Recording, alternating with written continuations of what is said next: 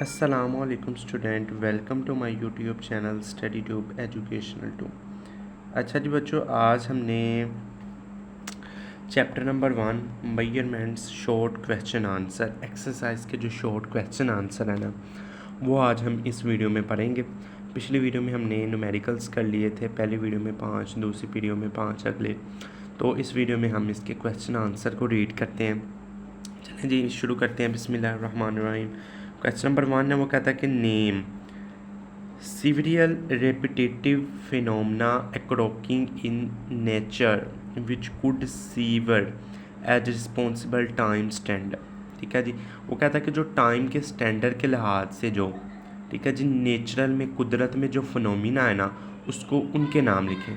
ठीक है जी, वो कहता है कि क्वेश्चन नंबर 1 में वो कहता है कि जो टाइम स्टैंडर्ड के लिहाज से जो नेचर का जो हमारे पास फिनोमिना है, जो तरीका है, उनके जो नेम लिखने हैं। ठीक है जी, ये क्वेश्चन है, उसका आंसर हम देख लेते हैं। Any natural phenomena that repeats itself after externally same time internal can be used or measure of time. वो कहता है कि हमारे पास जो नेचर का फिनोमिना होता है ना, वो टाइम को मैयर करने के लिए इस्तेमाल किया जाता है। इंटरनल कैन बी, ठीक है जी। The measurement is based upon the counting of repetition. वो कहता है कि जो मैयर करता है ना टाइम को, वो काउंटिंग की रिपीटेशन पर करता है। ठीक है जी। पहला जी, rotation of the earth. Earth की हमारे पास जो रोटेशन है about its axis which determine the length of the day. वो कहता है कि जब हम रोटेशन को करते हैं ना, ज़मीन की रोटेशन को, वो कहता है कि जो दिन में जितनी भी उन लोगों ने लेंथ कवर की है, वो हमारा उसका टाइम हम नाप लेते हैं, रोटेशन ऑफ अर्थ। दूसरा, change of shadow of the object in the light of sun. वो कहता है कि जब किसी चीज़ का शेडो चेंज होता है, किसी ऑब्जेक्ट का शेडो चेंज होता है, वो लाइट पर होता है, सन की लाइट पर होता है। और the rotation of the plants in the solar system. और जो प्लांट्स की जो रोटेशन होती है वो सोलर सिस्टम पर होती है। ठीक है जी। पहले क्वेश्चन में वो कहता है कि जो हमारे पास नेचर के जो फिनोमिना है टाइम स्टैंडर्ड के लिहाज से, वो आपने बयान करनी है। ठीक है जी। क्वेश्चन नंबर 2 में वो कहता है कि give the drawbacks to use the period of pendulum as a time standard.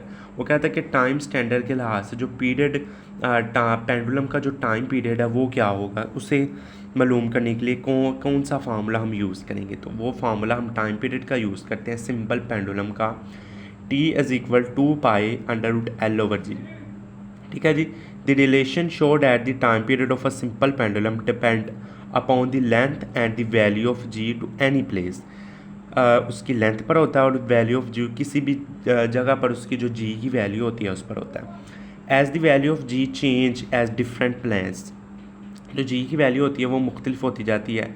So it will change the time period of the pendulum. इसी तरह पीरियड का जो टाइम पीरियड भी वो भी चेंज होता जाएगा। Due to change in temperature the length of the pendulum will change. जब टेम्परेचर चेंज होगा तो पेंडुलम की लेंथ भी चेंज हो जाएगी। Thus the time period will also change. Time period बिल्कुल चेंज हो जाएगा। Surrounding atmosphere of or resonant many affect the time period of the simple pendulum. जो सराउंडिंग पर, एटमोसफेयर की सराउंडिंग पर होता है, उसमें बहुत ज़्यादा इफेक्ट पड़ता है टाइम पीरियड सिंपल पेंडुलम के टाइम पीरियड पर। तो in the light of above dark back the time period of the pendulum can not B use to any time standard. ये टाइम स्टैंडर्ड पर इस्तेमाल नहीं किया जाता। ठीक है जी। क्वेश्चन नंबर 3 देखें जी। क्वेश्चन नंबर 3 में वो क्या कहता है, why do you find it useful to have 2 units for the amount of substance the kilogram and the moles. वो कहता है कि आपने फाइंड करनी है, उनकी डेफिनेशन करनी है। 2 यूनिट्स हैं हमारे पास अमाउंट ऑफ सब्सटेंस को करने के लिए, 1 किलोग्राम और 1 मोल। ठीक है जी। किलोग्राम में भी हम मापते हैं और मोल में भी हम मापते हैं। तो वो बताता है, कहता है कि इनको जी बयान करें। तो सबसे पहले किलोग्राम। तो kilogram is use as the unit के तौर पर इस्तेमाल किया जाता है when we want to consider a specific amount of mass. जो मैस की जो स्पेसिफिक अमाउंट होती है उसको जी without consider the number of atoms, number of atom के हिसाब से करता है, or of molecules present in, जो इनमें मालिक्यूल मौजूद होते हैं। किलोग्राम किसी मैस का नाम, मैस का यूनिट होता है किलोग्राम, और किसी चीज़ को ये जी मैस का वज़न बताने के लिए इस्तेमाल होता है। जिस तरह कि हमने 1 किलो एप्पल लिए तो उसका वज़न 1 किलो होगा, 1 किलोग्राम।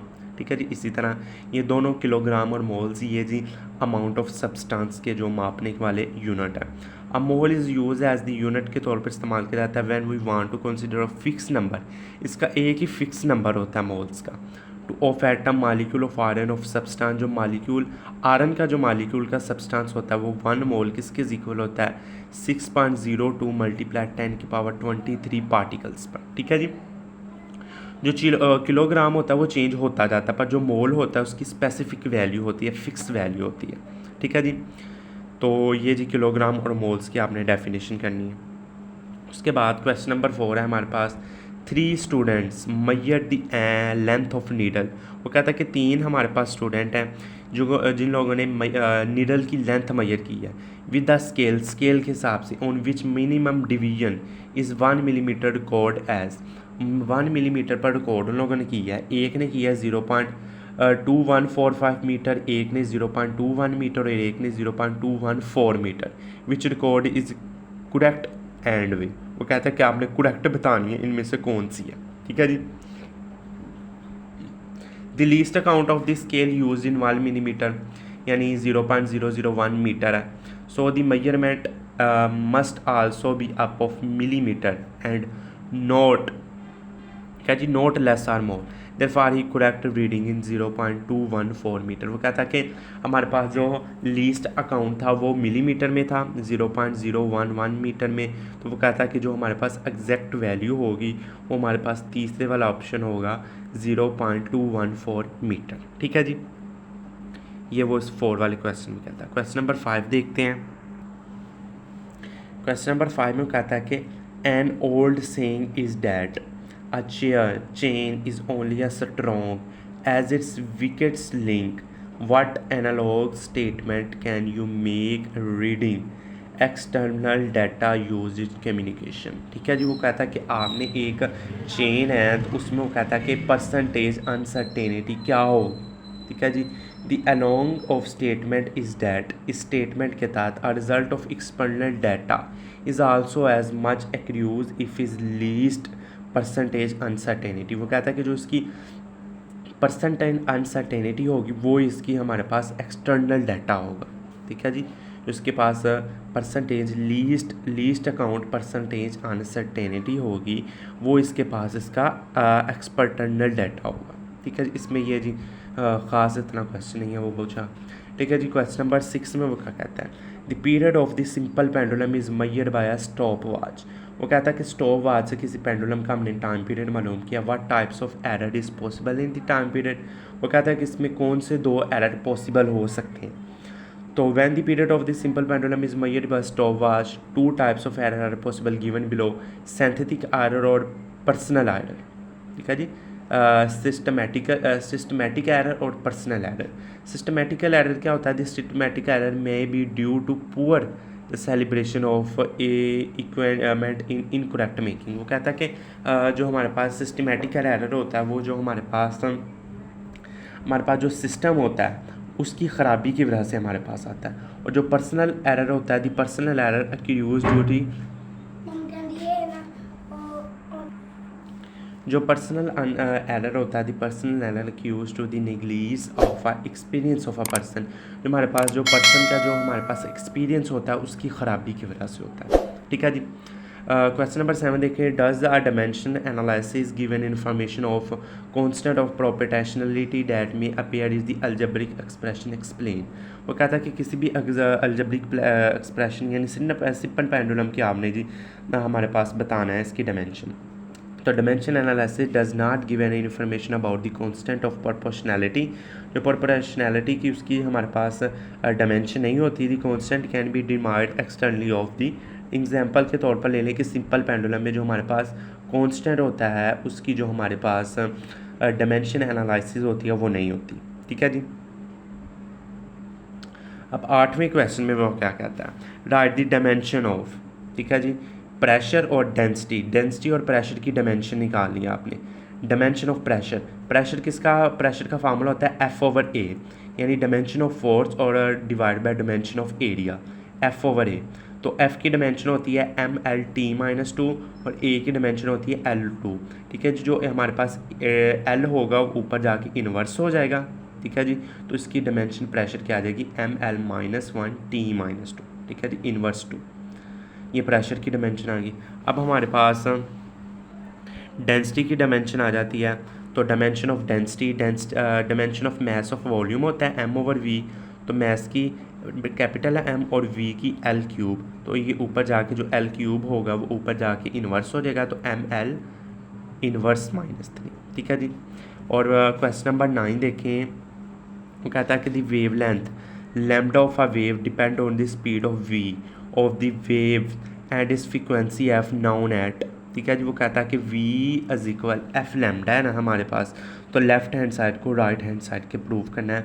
पहले f is equal v lambda, फिर f is equal v over lambda. तो उनकी डायमेंशन लोगों ने दे दी हुई है। लेफ्ट हैंड साइड हमारे पास f है। ठीक है जी। f हमारे पास किसके f है और इज इक्वल है टी इनवर्स, यानी v और लैम्डा। ठीक है जी।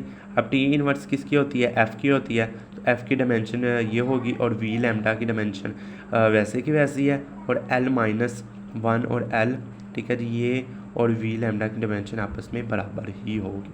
ठीक है जी। और राइट हैंड साइड में वो दूसरे में कहता है कि f is equal v over lambda. तो f ये है और v की डायमेंशन हमारे पास एल टी माइनस इनवर्स है और लैम्डा की l है। तो ये हमारे पास v ओवर लैम्डा की डायमेंशन होगी t minus inverse. Left hand side is equal to right hand side. तो इस वीडियो में हमने इसके आंसर क्वेश्चन देखे थे। तो अगली वीडियो में हम जी अपना न्यू चैप्टर मैंने कहा शुरू कर लेते हैं। बच्चों ने बहुत से कमेंट कर रहे हैं कि चैप्टर नंबर 4 शुरू कीजिए सर। तो मैंने कहा चैप्टर नंबर 2 को भी रोक लेते हैं और चैप्टर नंबर 4 शुरू करते हैं। तो इस वीडियो में इतना ही। अगली वीडियो में चैप्टर नंबर 4 की वीडियो देखिएगा। अल्लाह हाफिज़।